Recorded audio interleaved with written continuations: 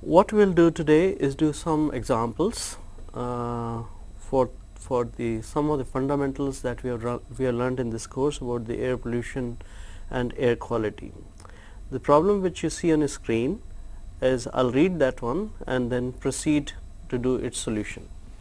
A moving diesel train discharges SO2 at the rate of 0.08 meter cube per kilometer, but the condition at which is discharging, this one is the temperature of discharge is, as you can see, is 1000 degrees Celsius and at 1 atmosphere.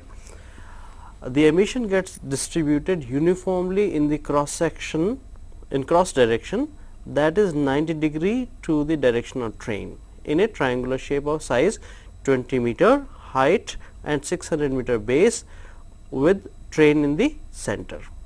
Okay, that now you can see a picture on the left hand side. So, there is a train, okay, and you can see it is causing the emissions. As you can see, the black smoke coming out from the diesel, and this diesel, the smoke is dispersing in a triangular area which has a base of 600 meters and height of 20 meters. Okay. And as the train is passing by a village, you can see a village stretching 1 kilometer along the railway track and at a distance of 300 meters. Obviously, the half of this one is 300. So, here is the village, okay, and the village length is, and this is the length of the village, as you see, is the 1000 meters. So, whatever the emission that takes place from the diesel engine is completely dispersed in the area which I am redrawing for you. Okay, this is the triangular shape, and it is kind of dispersed through the entire area of the village. Fine. And what is the emission? Emission is 0.08 meter cube at 1000 degrees Celsius, 1 atmospheric pressure. Okay. Now, let us see a village stretching 1 kilometer along the railway track and at a distance of 300 meters from the track. So, this is 300 meters from the track. So, here is the, you can say, here are the, you can imagine like these are the people and their houses which are there, and this is the area where the people are there. Okay.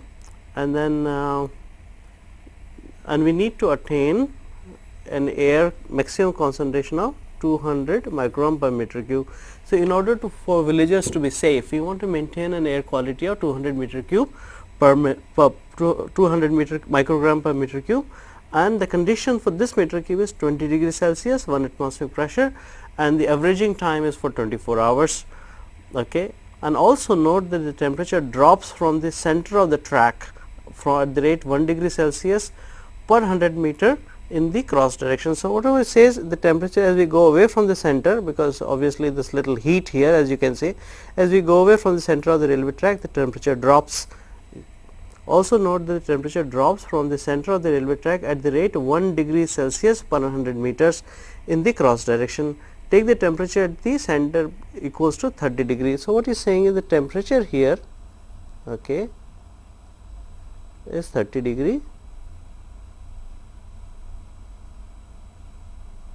Celsius, and as we go away from the center, the temperature drops at the rate of 1 degree Celsius per 100 meters. So, you can very easily say the temperature at this point, or the temperature all along the village, okay, that is the temperature at this point will be is dropping at the rate of 1 degree per 100 meter. So, we are moving 300 meters. So, 3 degrees Celsius will be dropped. So, the temperature at this point, okay, let us really make it little solid, okay, and then let us call this temperature obviously will be 27 degree Celsius. Okay. And we have to maintain an air quality for the people living in the village. Fine. Okay. So, that is what the idea is. So, now let us try to solve this one. So, first of all, we know that the entire emissions that is taking place from the diesel engine is completely dispersed in this volume, okay, as I draw this one. So, first let us say volume in which it is dispersing, okay, that we can very easily find out. The area of the triangle, that is 1 by 2, the height is how much? Is it 20 meters, and the base will be, the base is total 600 meters.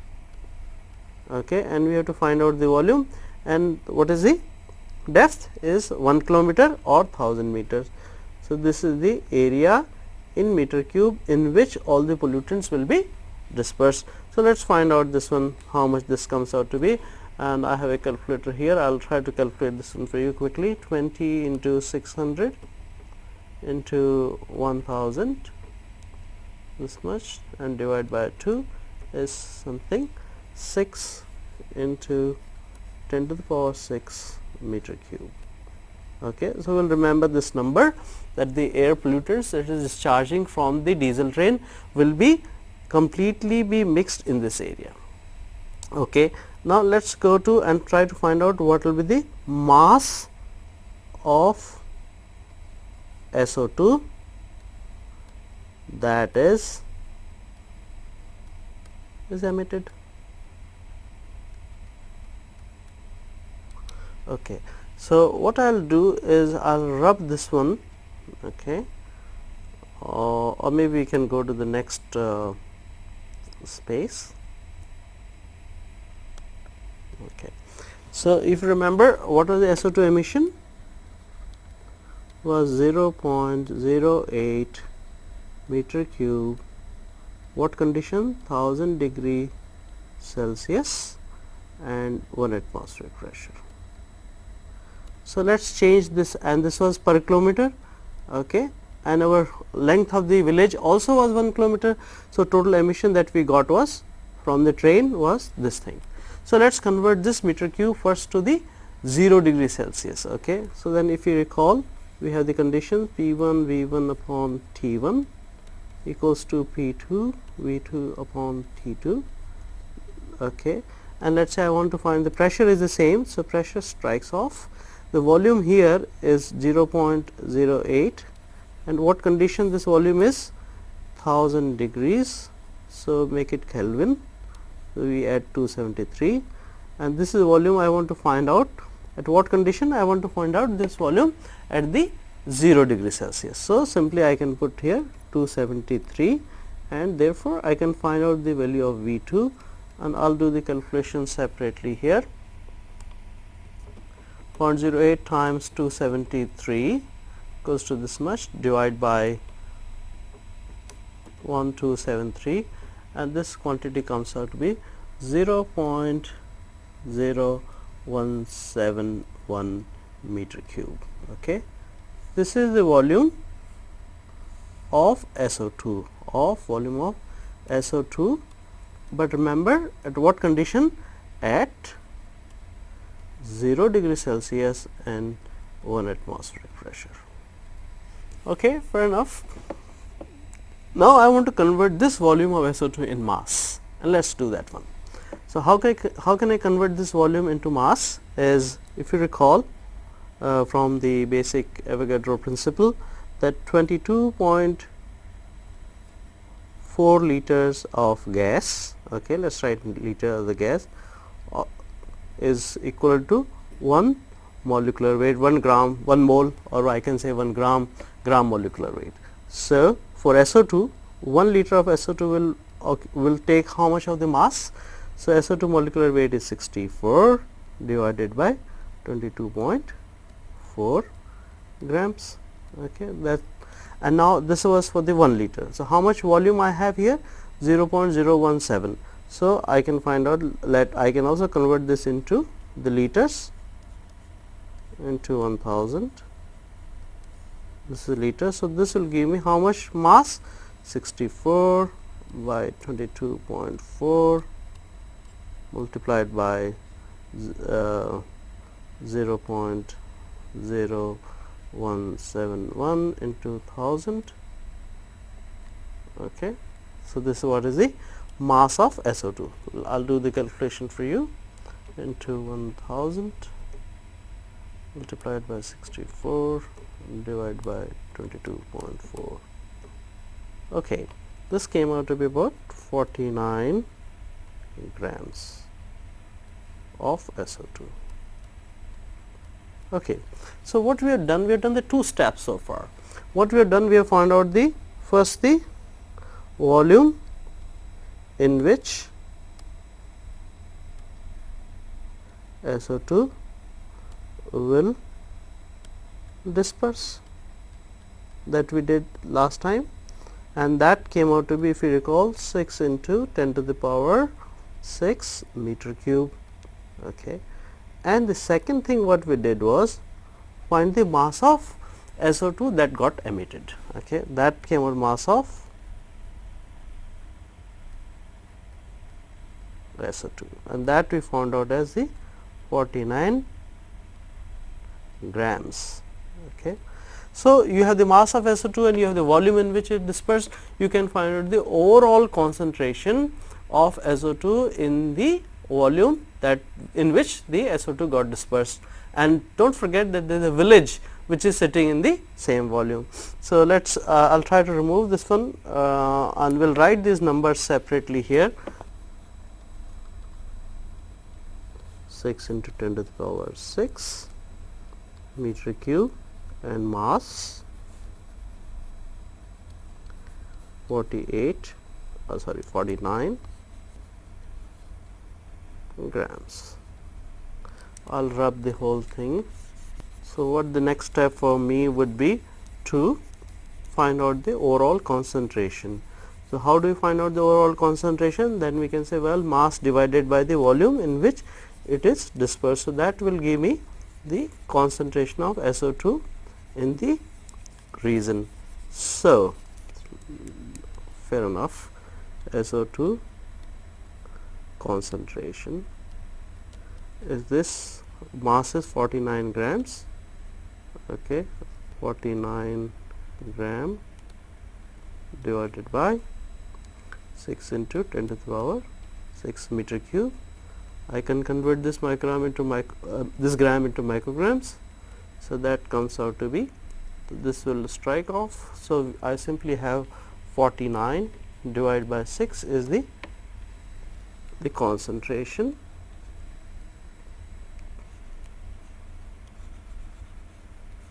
per meter cube. Okay. All right, but let's this is not the final concentration. If you recall, our concentration is changing, okay, because the meter cube is changing. The 1 meter cube is different.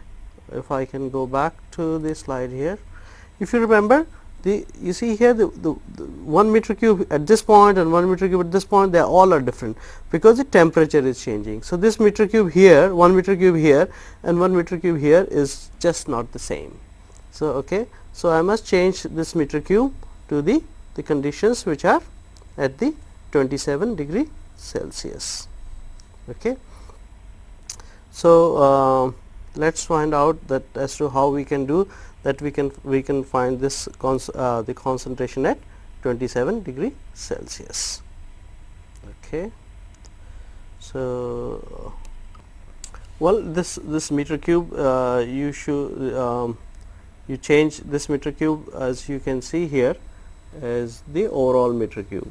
So, this meter cube will basically, what will happen, this meter cube will at the conditions 300 degree Celsius at the 30 degree Celsius, or it will be different, and at 27 degree Celsius it will be different.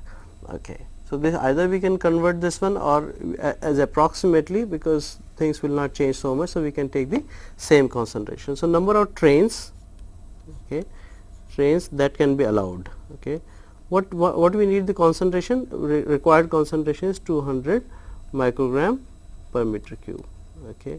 And one train, that 8.166 microgram per meter cube is contributed by one train. So, 1 meter cube will be converted by 1 by 8.166, and what I need is I am allowed to contribute up to 200. So, this will be 8.166 times 200. So, this will become the number of trains that can be allowed to pass through the village. So, I do 200 divided by 8.166. So, that comes out to be about 24.49 trains that can pass through here. Okay. But train has to be a full number. So, the answer is that about 24 trains are allowed to pass through.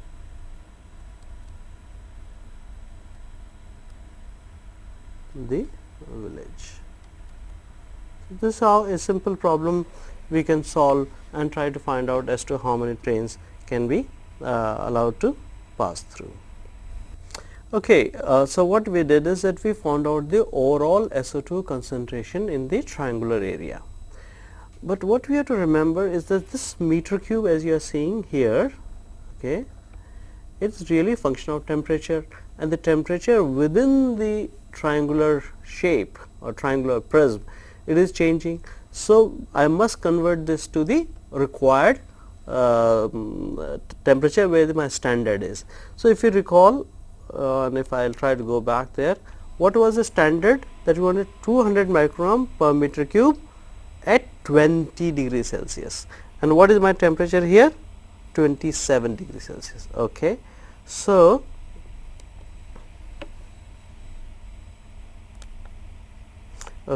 so this meter cube, really the point where I want to find out, this meter cube is at 27 degrees Celsius. Don't forget that.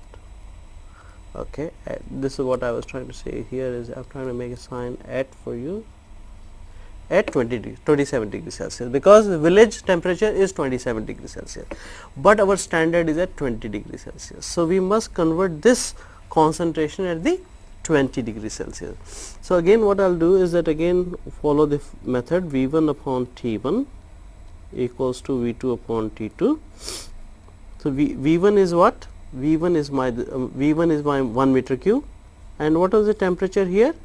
27 plus 273, and the volume which I want to find out is at what condition, because my standard is at 20 degrees Celsius. So let us write 20 plus 273. So my V2 equals to, so I will do this one, 293 divided by 300. So that came out to be 0.9766. Okay, so this SO2 concentration is really 8.166 divided by, because my 1 meter cube is really 0.97 meter cube. Okay, 0.9766 meter cube. Okay, and this concentration becomes how much? I will do the calculation for you, divided by 8.166. So that is becoming 8 point marginally changed 8.36 micrograms per meter cube is the concentration in the village at 20 degrees Celsius. Okay, so now I will apply my, and I will try to find out then how many trains can be allowed. So allowed concentration is 200 micrograms per meter cube. So number of trains, this is the contribution by one train. Let's not forget that. Okay, so number of trains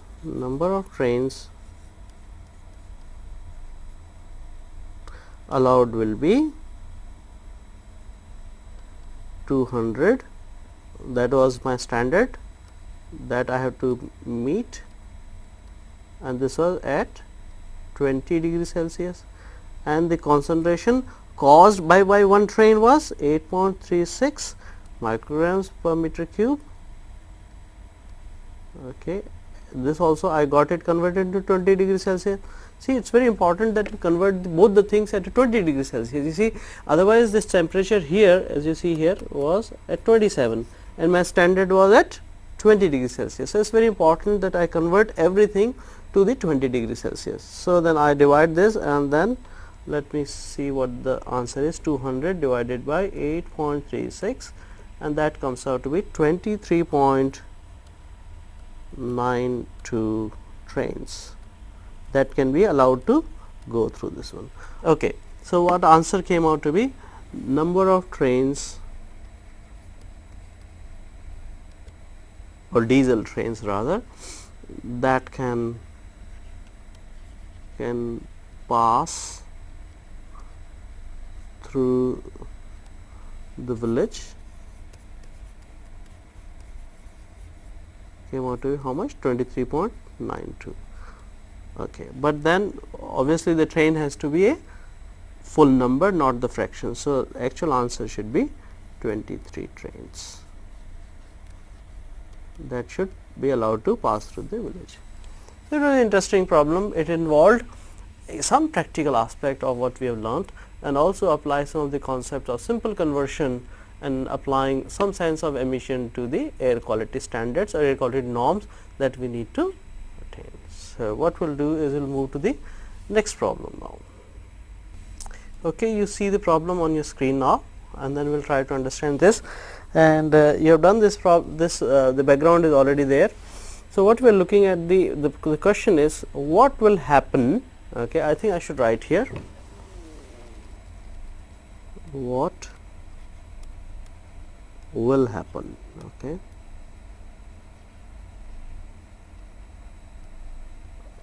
when in a combustion process the CO level to CO level, if the ratio of O to C goes down. So, first let us write, and then second thing, what happens to the CO level if the temperature goes up, and to NO if the ratio of N by O goes down, to ratio of NO by NO2 ratio with the temperature, but we will do them slowly one by one. Okay, let us not worry about that. Let us do the first part, the A, and in A what we want to do, the subsection 1. Okay, so basically what we should write is that we should write the equation CO2, and this is reversible equation, CO plus half O2.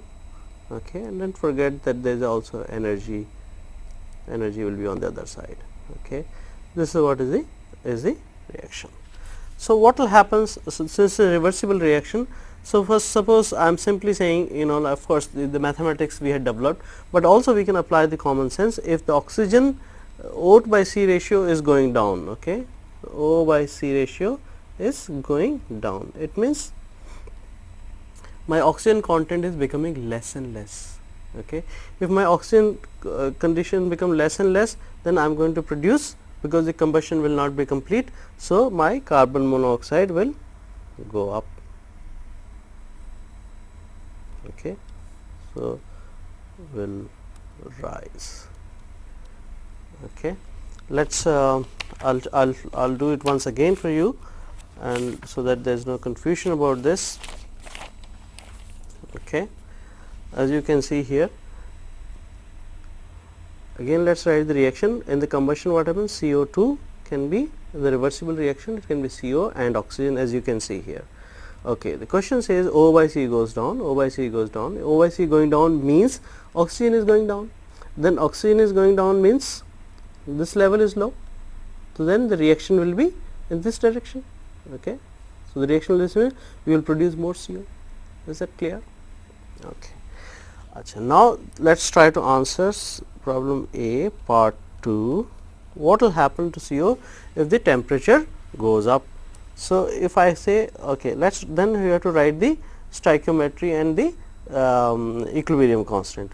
So, if you recall from the earlier lecture, with the equilibrium constant here, it will be XCO. I will explain you again what is the meaning of XCO, XO2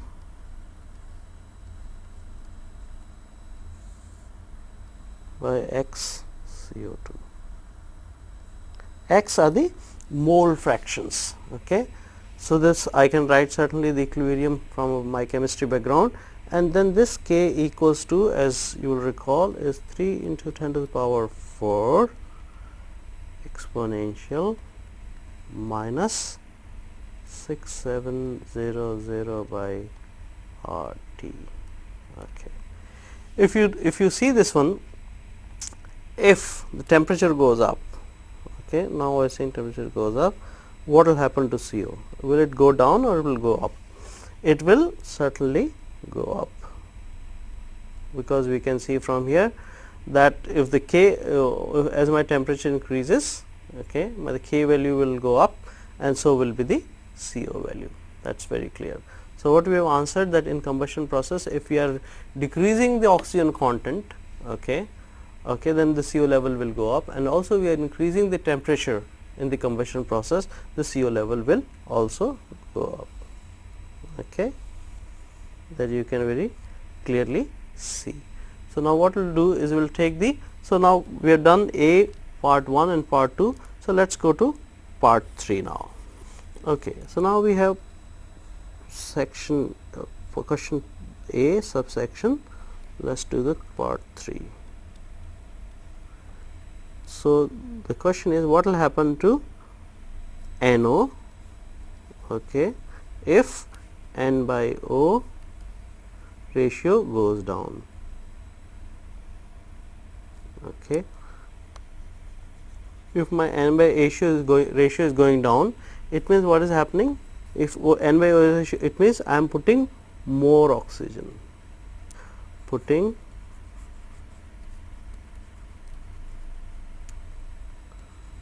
more oxygen, and we all know if there is a excess oxygen in combustion,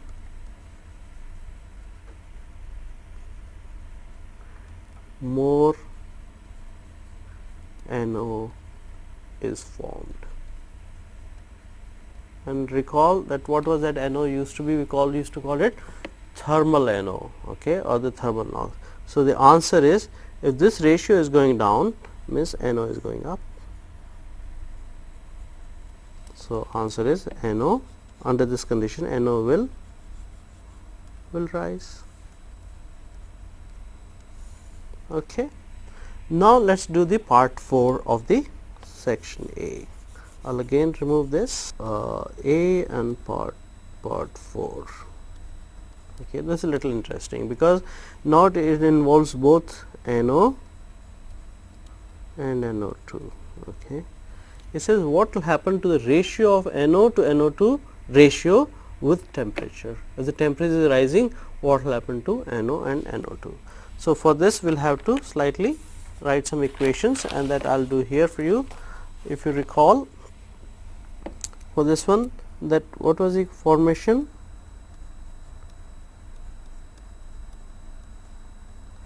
That was producing NO.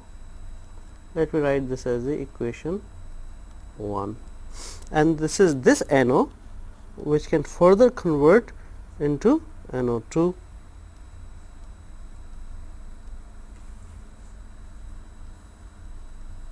NO2, and let us write this as the equation or reaction 2. Okay. So, what I will do is that I will write separately the equilibrium constant for equation 1 and equation 2. So, suppose the equilibrium constant for this one is K1 and for this one is K2. So, what I can write that K1, or what I am interested in really is the ratio of NO to NO2. So, I can write the equilibrium reaction in the form of the NO and NO2 from equation using 1 and 2. So, I can write the mole fraction of NO, okay, will be equal to, from reaction 1, K1 times Xn2 1 by 2 to the power 1 by 2 XO2, okay, to the power 1 by 2. Well, I am sure everyone can write that. I am just using this equilibrium constant and trying to write the what will be the mole fraction of NO. So, similarly, I can write the mole fraction of NO2 using equation 2, but this time both the constants will be involved, because reaction 2 depends on reaction 1. So, I can write XNO2 is a K1 times K2 XN2 power half and XO2, okay, here.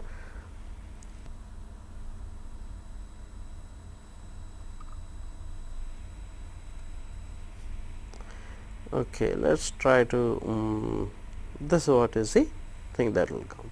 So, now what I need to do is I want to find the ratio NO by NO2.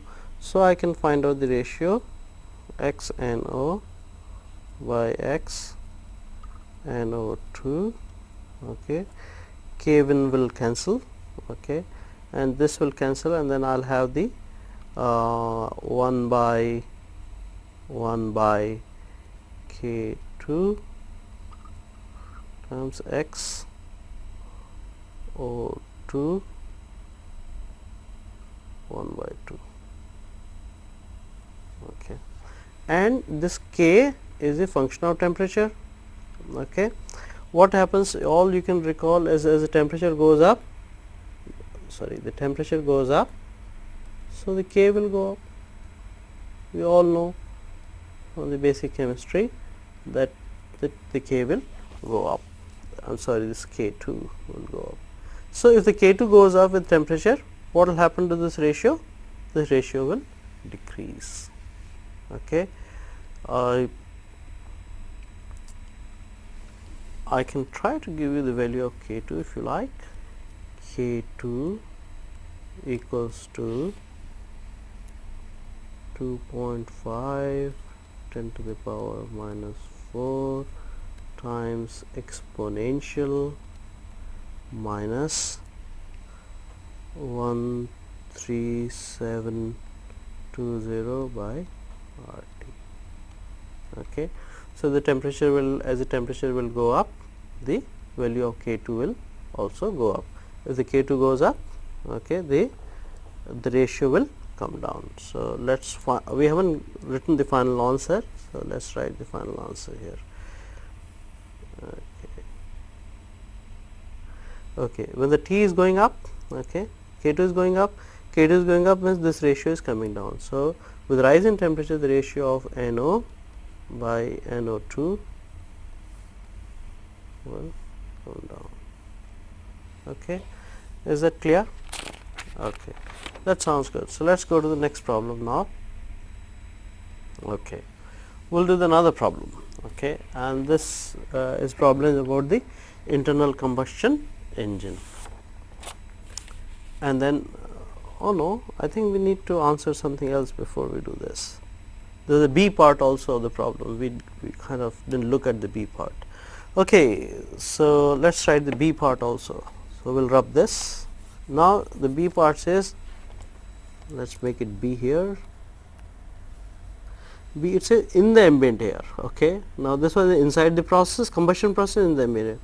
To ozone level, if hydrocarbon to NOx ratio goes down in VOC limiting region of ECMA model. Okay. So if you recall ECMA model and the results of ECMA, I can do it again.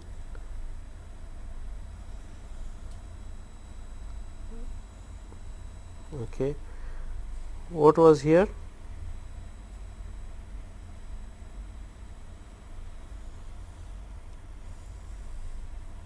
We had the hydrocarbons on this scale and NOx onto this side, okay, and we had plotted the levels of maximum ozone concentrations, okay, something like this. So it was like maximum, and then the concentration will reduce in this direction. Okay. So once we have this ECMA, so now let's try to answer question 1. To the ozone level, these are all of the ozone levels. Don't forget this is, these are, what are these? Ozone iso concentration lines of maximum concentration. Okay, and then as you see we go this direction, it will reduce. Okay, so let's look at the problem. To ozone level, if hydrocarbon to NOx ratio goes down in VOC limiting area, which was the VOC? VOC means, let's understand, VOC is the same as hydrocarbons. Okay, is the same as hydrocarbon. Let's not confuse about this. So which area is VOC limiting area? This region. Okay, this region. Okay, why VOC limiting? Because here I have a high level of NOx, okay, and the VOC is low. We can even draw one more picture. So let's remove this. Okay, let's make one more if you like. And my this area is my limiting region of VOC limiting, because here VOC is very low, and as I move this direction, as I am going this direction, my hydrocarbon is increasing. So this is the area. So now the question is to HC to SC NOx. Okay, SC NOx, what is happening to this one? It is going down. Okay, how can it go down?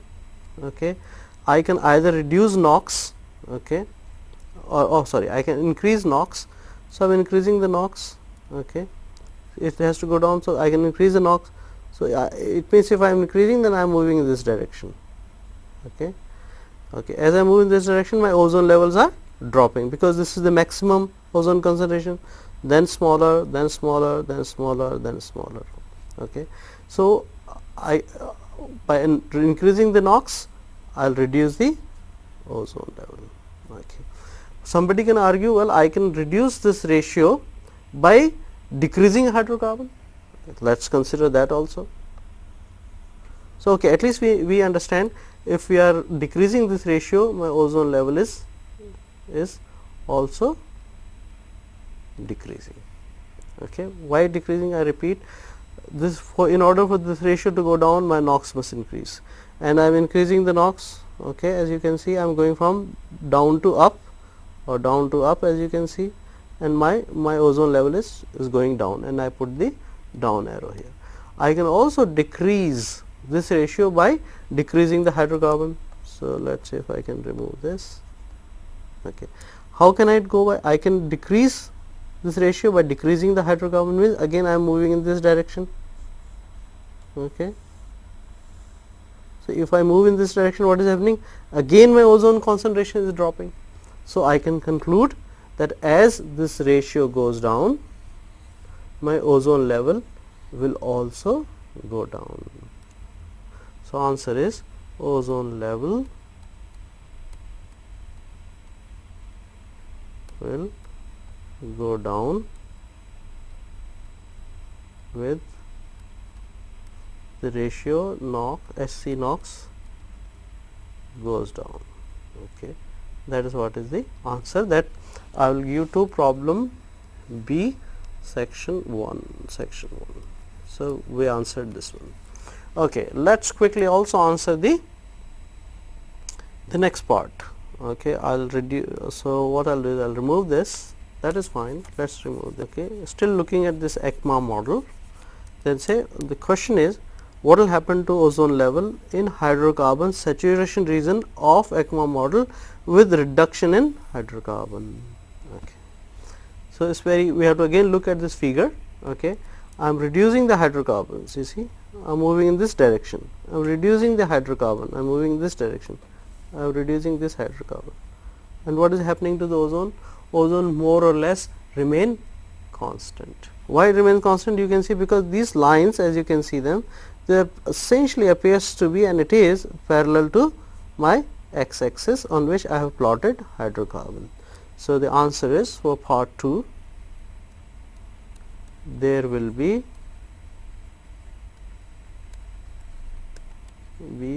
no change. When I say no change, means really no significant change. No change in ozone concentration by reducing hydrocarbon in hydrocarbon saturation zone.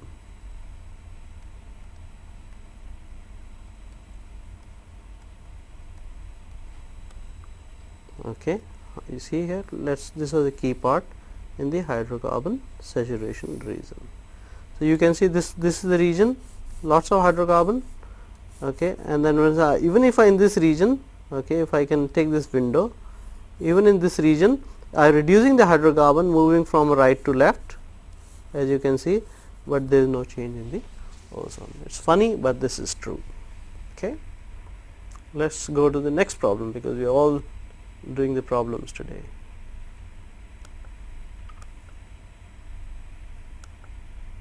Okay. Now we are moving to the internal combustion engine. The problem is, an internal combustion engine is using a kind of fuel called isooctane, that is C8H18, under precise stoichiometric conditions. You understand that. Determine the percentage of CO2 in the exhaust. That is a question or the part 1. And it also says, if the combustion process became upset and 100 ppm of isooctane escaped unburned, then what will be the CO2 percentage in exhaust on dry and wet basis. So, we will do this one. So, in order to do this one, we have to invoke the combustion fundamentals or combustion engineering. Okay, let us draw a line here, and if you will recall that any hydrocarbon fuel which has a carbon and hydrogen, okay, if it burns, I will quickly write the balanced equation for you.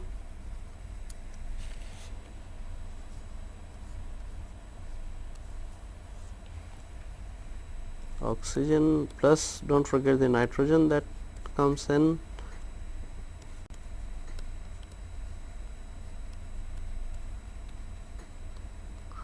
and this gives rise to your x moles of CO2 plus y by 2 moles of water plus 3.76 x plus y by 4 moles of nitrogen.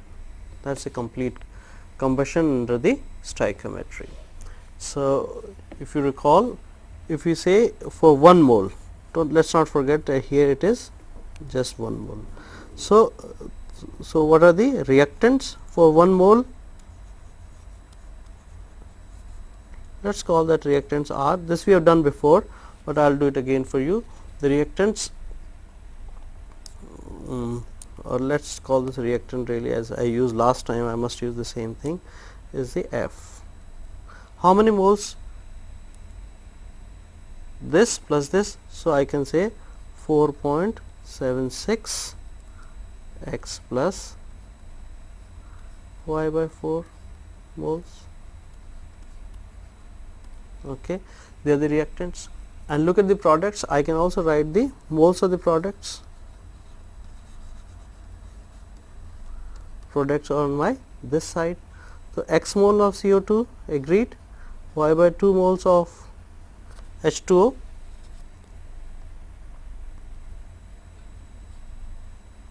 plus 3.76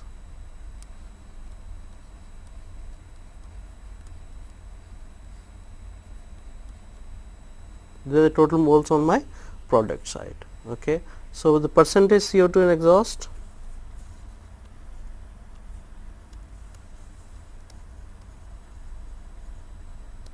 how many moles are there CO2?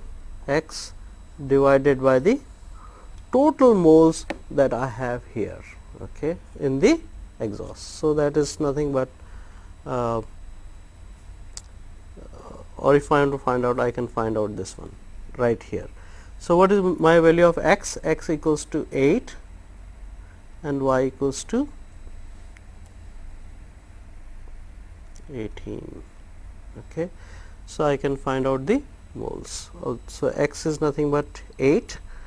So, let us write 8 plus y by 2, y is 18. So, that is 9 plus 3.76 x plus y by 4, x is what? 8 plus y is 18 by 4, okay, and this came out to be 8 by 64. So, that is 12.5% of CO2 in exhaust. That is my answer to this problem. Determine the percentage CO2 in the exhaust. Okay. I repeat, I wrote the general combustion equation, reaction equation, balanced it, and then find out the product side. Product is x moles of CO2, let us not forget x moles of CO2, y by 2 moles of water, 3.76 x plus y by 4 moles of nitrogen. So, I could find out the total moles because my x, y are known, x is equals to 8, y is equals to 18. So, I can find out the product, and the moles in the exhaust of CO2 is x divided by the total moles. So, that is 8 by 64, then that is get you 12.5%. Okay. And this is what generally you will find, that the CO2 concentration is generally around 12% in normal combustion process. Well, it can vary, but that is the general value. Okay. Okay, suppose the products I am calling them as M. Okay. Then you recall we gave a formula to you that ppm of unburnt hydrocarbon was F. Okay, and I will explain you what is F. M minus F times M plus F plus F times capital F. Okay. What is F? F is the fraction of hydrocarbon escaped unburned. Okay. All right. So, what how much ppm of unburnt hydrocarbon in the exhaust? I have been given as 100 ppm. So, I can put this equals to 100. Okay. And then I can find out what will be what is unknown to me. My F is already known to me. Okay. My M is already known to me, and what is unknown is I can find out the F. So, I will not do the calculations here, but if you run through this calculation, the value of F will be equal to 0.0064 mole fraction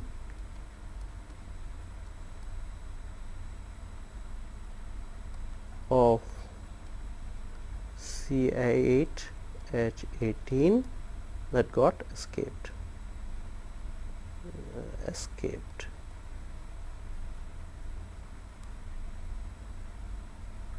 Okay. So, this is one thing I got this one. So, now what I want to do is, again I want to find out the CO2 in the exhaust. So, I will remove this, okay, and we will use this information. Okay. So, when something is escaping unburnt, so my CO2 will be less. Okay. So, CO2 under the condition something is going unburnt, CO2 will be my equals to CO2 will be my x minus Fx. So, that is 8 moles of CO2 minus 8 into 0.0064. So, that will be equal to 7.948 moles of CO2. Okay. Now, moles of products.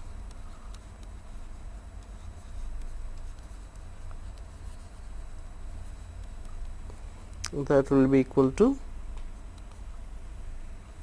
that will be M times 0.0064 of M plus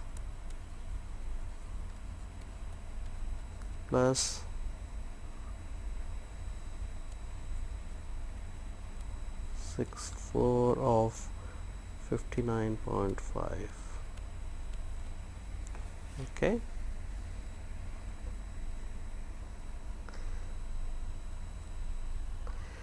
And my M was the total product when everything got completely burnt, but this time it is not completely burnt because something is escaping.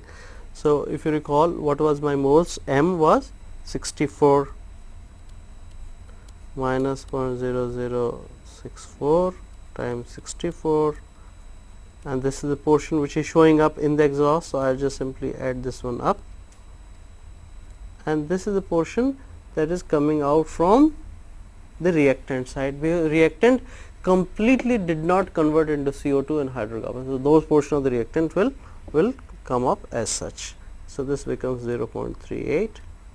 Okay. The whole thing comes out to be 63.977 and approximately 64. So, the percentage CO2, okay, CO2 remains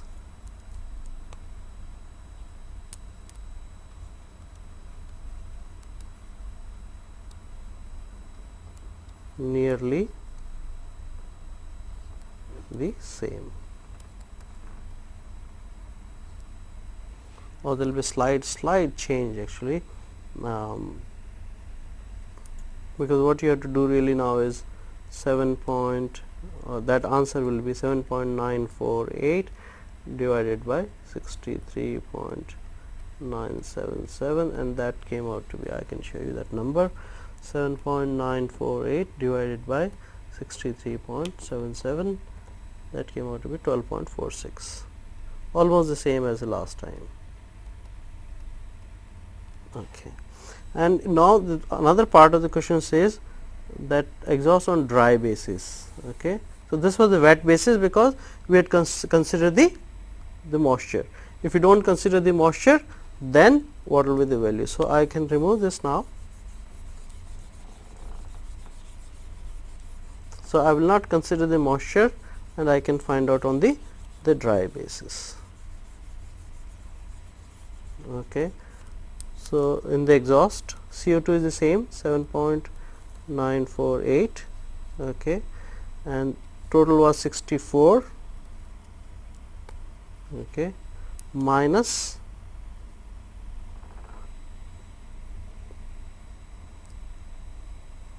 the moles of water. Okay. How much moles of the water will be? Y by 2, y was 18, y 2 is 9. So, that thing comes out to be around 14.44 percentage. That is CO2 in exhaust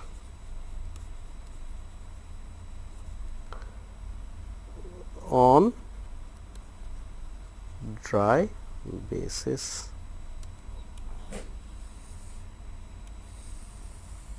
What is the difference that we have done? We are not considering the water, okay, and that has the 9 moles. Where is the 9 moles coming from? Y by 2. Y, what is y? Y is 18. 18 by 2 is 9. So, in the exhaust we are not considering the moles of water. So, it means whatever the concentration, that will be on the dry basis. Sometimes we as air pollution engineers, we need to report something on the dry basis. So, that you learn from this this example, that we can report the CO2 concentration on the wet basis and the dry basis, and also under the condition when some part of the hydrocarbon got escaped unburnt. So, that is another example that we have done. So, what we will do is that we will do one more example of different kind.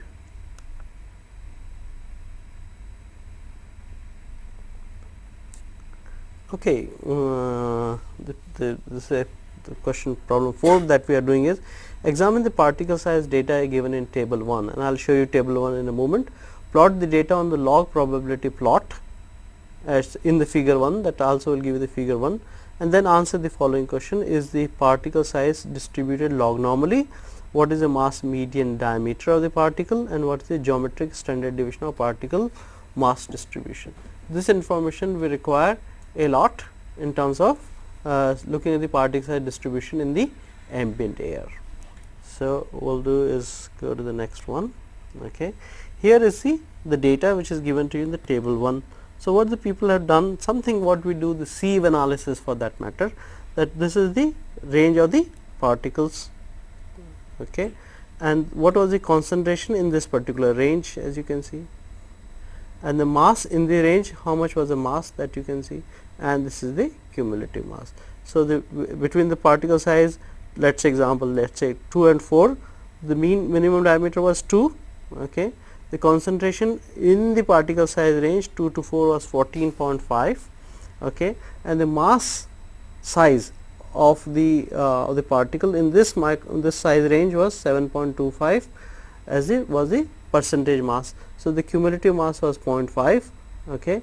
And then what you can do is that you can all the cumulative masses are shown here, that will increase and finally should add up to 100, okay. And then so what we have to do, the plot onto the whole thing on the log probability plot, because why you want to say, you want to find out if the distribution of the particle size is log normally distributed, okay. So what we have done here on this side, we have plotted dPA, the particle size, or this column,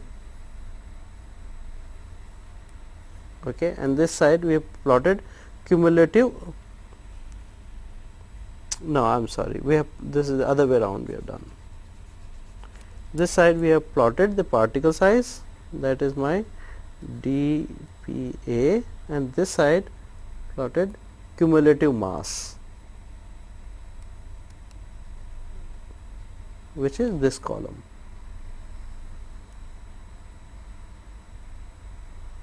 Okay. And now let us plot this one. For example, see here the dPA is 2, this value is 2. So let us go 2, and what is the cumulative mass? 0.5. So I go from 0.5 and plot this point at this dot. Let us go to second point, 4. So let us say 4, and at 4 it is the cumulative mass 7.75. So this is 2, 5, 7.75 will be somewhere here, okay. Then go and plot the point, let us say 6, okay. Then you go 6 here, then for 6 I have the cumulative mass as 20.1. So this is 20.1, and then I am plotting this as 7, okay. And finally let us plot the this condition here is 20, for 20 diameter is 20. So we go on 20, and how much is the mass? Is 84.13. So this is something like 80 and 84.13. So it comes here. So when I join this line, I will get a straight line more or less, okay. So this is what is my log plot. So since it is coming straight line, I can certainly say that this is the data, or the particle size is log normally distributed, and I want to find out the median diameter or the mean diameter. So I should go the cumulative value equals to 50. So I go, this is my 50 point, you could probably can see this is 50, and then I go here on 50 line and go this side, and I can find out my mean diameter. So you can say D50, or the mass median particle diameter, is 10 micron. So cumulative is 50, then I can go here this. I have to find out the geometric standard deviation. So this is the relationship as we discussed in the class, D50 by D15.78. So this is D50 value is how much? 10, that we just now we got this value 10, and at D15.78. So I have to go 10 and between here. So I have to go here and then plot here 15.78 and then get the value somewhere here. That is something like close to 5, as you can see here. This is 5, and then I can take this value 5, and then I can find out the standard deviation, the geometric standard deviation as 20. You can do on the other side also. You can take D50 and or 84.13. If I take 84.13, that also will give me the same thing. So this is 80 here, as you can see this point is 90. So in between,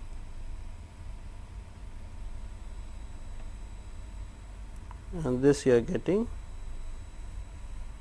answer 20, you can see here 20. So I can take the 20 here, 20 by 10, that will still give me the same answer. So you can see here that what we have done is we had the data, and we could say the particle size distribution was log normally distributed, and the mean the mass median particle diameter was 2 micron, I should say here 10 micron, sorry, as you can see here, and the geometric standard deviation was 2. Okay.